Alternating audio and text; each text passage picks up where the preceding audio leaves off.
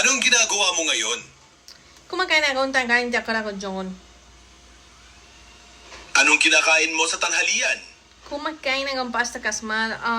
How do you say minced meat in Tagalog? Tinadtad na karne means minced meat in Tagalog. Okay, kaya kumakain ako ng pasta ng minced meat? Napakabuti na parang masarap. Gusto mo ba ang iyong tanghalian? Oh, gusto ko ang kantalanggihan ko. Ito na pagkain simple at hindi tumatalian magkawang paghahanda.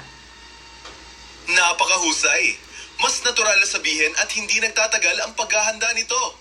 Okay, kahit o din na pagkain simple at hindi ko matkan ko ba kamay handa ito?